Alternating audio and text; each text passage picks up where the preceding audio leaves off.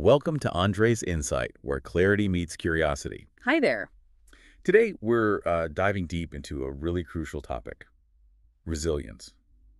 What exactly is it? Why does it matter so much? And importantly, how you can actually build more of it in your own life. Yeah, exactly. We'll be exploring resilience from, well, a few different angles. hmm We'll look at research on people who've faced enormous challenges, what we learned from big global events. Like the pandemic, for sure. Absolutely.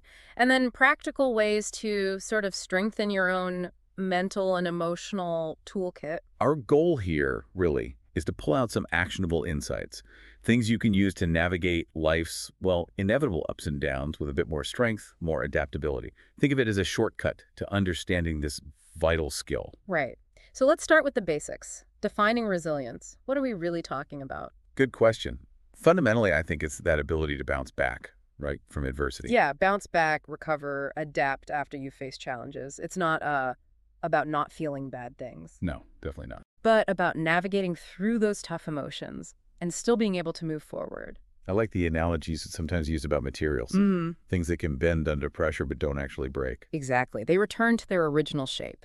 That flexibility is key. It's not rigidity. It's that flexibility, that adaptability. And you mentioned global events. I mean, recent years have really put this to the test for everyone, haven't they? Oh, absolutely.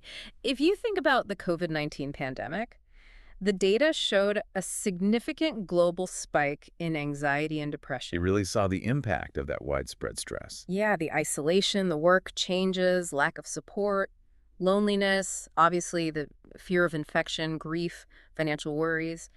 It was a lot. A perfect storm, really. It really highlighted how profoundly these large-scale adversities can affect our collective mental health. And it's not just the massive things either, is it?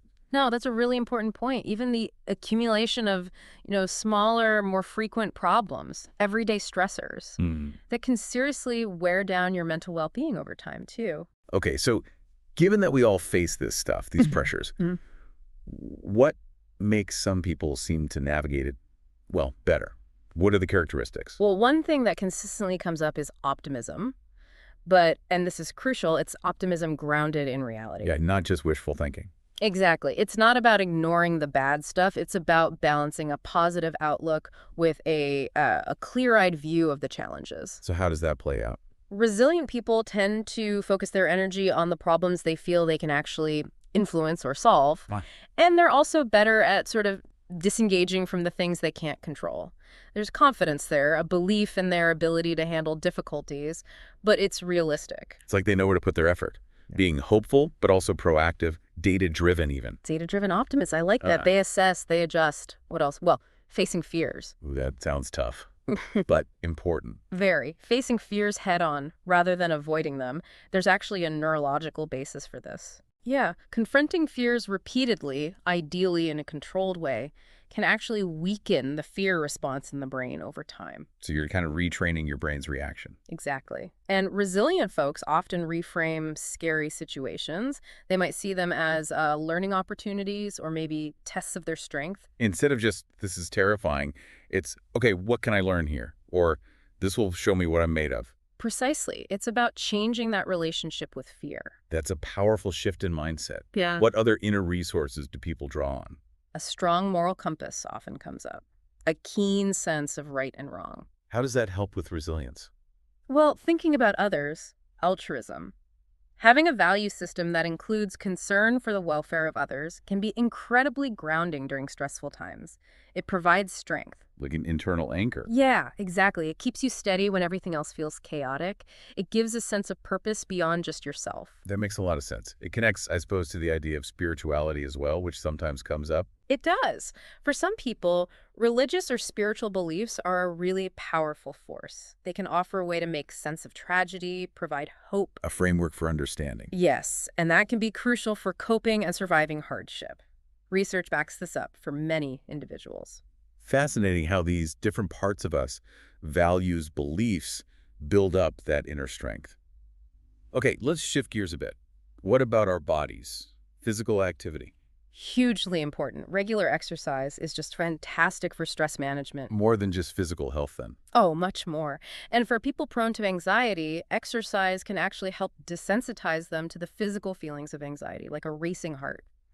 Because you experience those feelings during exercise in a safe context. Exactly. The controlled stress of physical exertion helps your body and mind get better at handling other kinds of stress. So looking after the physical definitely supports the mental and emotional. What about keeping our minds sharp?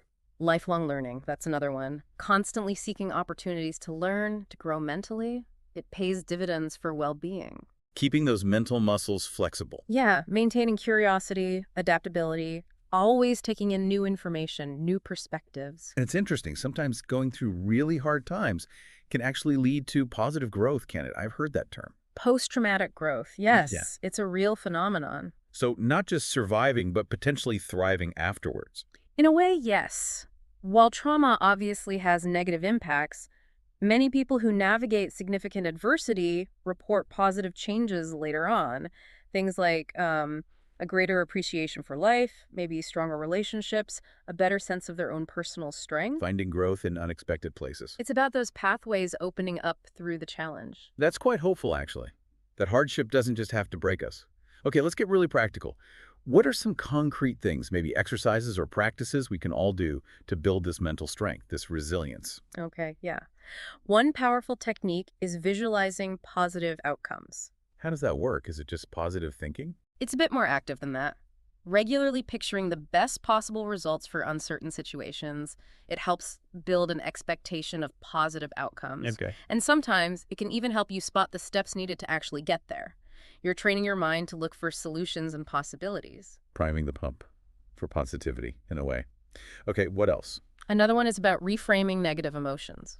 Like we talked about with fear. Exactly. Instead of just trying to shut down anger, fear, sadness, worry, try to see them as signals. What are they telling you? Could that frustration actually motivate you to change something? Could worry prompt you to prepare better? They can be catalysts for progress. Turning emotional energy into productive action or reflection, like that. And then there's gratitude. Simple, but incredibly effective. Just appreciating the good stuff. Yep. Regularly taking a moment to acknowledge the good things in your life, big or small. It genuinely shifts your focus, cultivates a more positive baseline. It's easy to focus on what's wrong, isn't it? So that conscious effort makes sense. It really does. Also, know your strengths. Your personal strengths. Yeah. Identify what you're naturally good at, and then leverage those strengths when you face challenges. It builds confidence. Leaning into what you can do well when other things feel hard. Exactly. It gives you that sense of agency. And don't underestimate connecting with nature. Being outside. Yes. Spending time in natural environments, even just a park, it's restorative. It demonstrably reduces stress, promotes calm. A simple way to recharge those batteries. Definitely. And maybe one more really key one, self-compassion. Being kind to yourself. Treating yourself with the same understanding and kindness you'd offer a good friend going through a rough patch. That can be hard to do sometimes. It can, but it's crucial. Acknowledge your struggles are valid, take breaks, reward yourself for achievements, however small. Gentleness is key for the long haul. Such an important reminder. Okay, we've talked a lot about individual resilience, but what about the bigger picture, like organizations? Does resilience apply there too? Absolutely. Organizational resilience is critical, especially now, for navigating crises and disruptions. So it's not just about having resilient employees. No, it's systemic. It's about things like adaptable leadership, good decision-making processes, really understanding the environment they're operating in, situational awareness. Seeing the whole picture. Right. Plus fostering creativity, innovation, making sure employees are engaged, enabling collaboration, managing resources well. It's complex. It involves a lot. Breaking down those internal silos, using foresight, having a proactive stance, a real unity of purpose. The last few years must have been a massive test for organizations on this front. Oh, for sure. The pandemic really drove home the need for businesses to be agile, adaptable, fast. How can they build this? Can things like data help? Yes, leveraging data, even AI, can help organizations anticipate the impact of crises, figure out how to allocate resources for recovery. Being more prepared. Prepared, and also integrating crisis management into their regular continuity planning. Using good intelligence to make smart calls when things are uncertain. And culture plays a big role too, I A imagine. huge role. Fostering a culture that encourages creative problem solving, supports collaboration, and is committed to learning and improving. That makes a massive difference to overall resilience. Empowering people within the organization. Exactly. When people feel they can contribute, innovate, work together, the whole system is just much better equipped to handle whatever comes its way.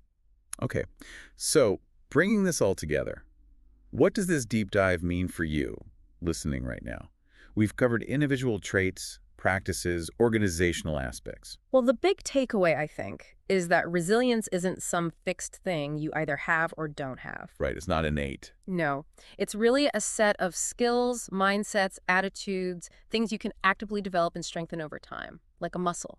So by consciously trying out some of these practices we've discussed, Yeah, like cultivating that realistic optimism or facing fears with that growth mindset, nurturing your social connections, prioritizing self-care and self-compassion. you really can boost your ability to handle challenges. Definitely. You can enhance your capacity to navigate life with, greater strength and adaptability. And it doesn't have to be massive changes all at once, right? No, absolutely not. Even small, consistent efforts, focusing on one or two areas that resonate, that can lead to really significant growth in your emotional and mental toughness over time. So maybe take a moment, think about what we've talked about. Did anything particularly stand out to you? Yeah, what insight felt most relevant or maybe surprising? What's one small step, maybe even starting today, you could take to begin building a more resilient you? Hopefully, this discussion has given you a useful framework for understanding resilience, maybe some ideas for enhancing your own. And we'd encourage you to reflect on this, maybe explore further. There's Yeah. always more to learn. What other aspects might you be curious about now? Maybe the role of creativity in getting through tough times, or how different cultures view resilience. Lots to think about. Definitely. Plenty more to explore on your own journey toward building resilience.